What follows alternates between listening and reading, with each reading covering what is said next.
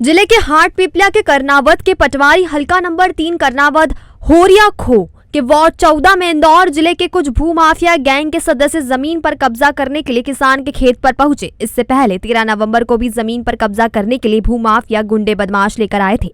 उनका कहना था कि सीधे सीधे कब्जा छोड़ दो वरना हम जमीन छीन लेंगे। विवाद बढ़ने पर थाने पर समझाइश देकर चले गए।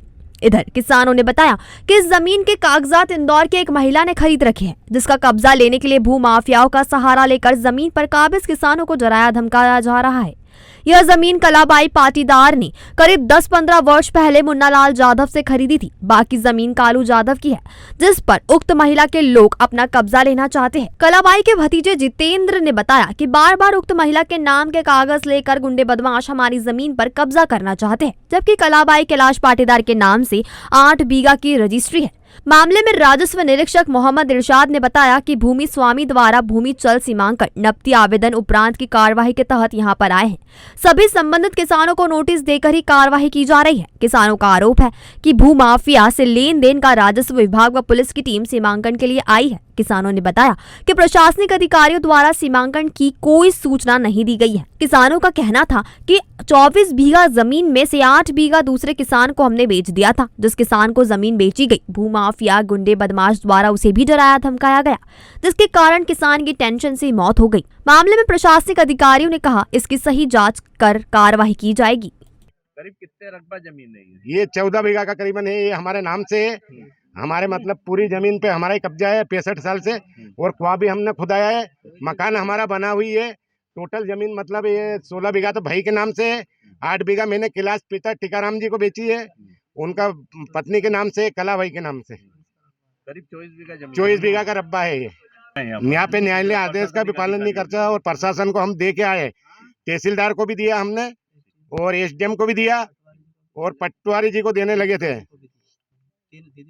पटवारी जी को भी दिया, और कलेक्टर साहब को भी दिया। हमने ये 4 जगह दिया। सीमांकन के लिए आए थे।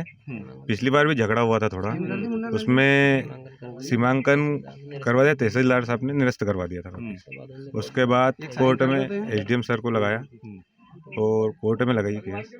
उसके बाद भी वापिस आए, जब से मेरे पापा टेंशन में थे, और अभी परसों के दिन उनकी डेथ हो गई है, और आज उनकी बैठक कार्यक्रम है। उसके बावजूद ये आज आए हैं, और बगैर नोटिस के आए। नोटिस हमको नहीं मिला है। अच्छा, नोटिस भी नहीं मिला? नहीं मिला नोटिस हमको, नहीं, बगैर नोटिस के आए हुए। घर पे नोटिस ही नहीं मिला हमको। ठीक है। विवाद का ये है कि आवेदक और अनावेदक का मामला माननीय न्यायालय में चला है, और माननीय न्यायालय अनुभागीय अधिकारी ने सीमांकन के लिए आदेश पारित किए हैं।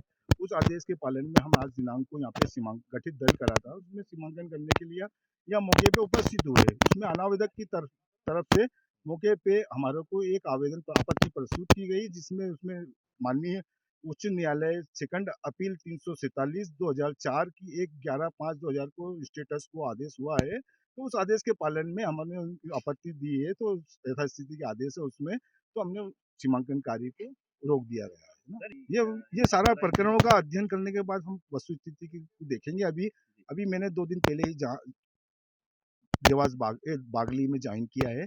मैं इनके प्रकरणों का और अनावेदक दोनों के प्रकरणों का अध्ययन करूंगा। मैं तो माननीय न्यायालय भी करेगी। मैं माननीय अनुभागीय अधिकारी के वहाँ अपना प्रतिवेदन प्रस्तुत करूंगा। उसमें आगे की क्या कार्रवाई की जा सकती है वो माननीय न्यायालय सुनिश्चित करेगा, उसका पालन हम कराएंगे।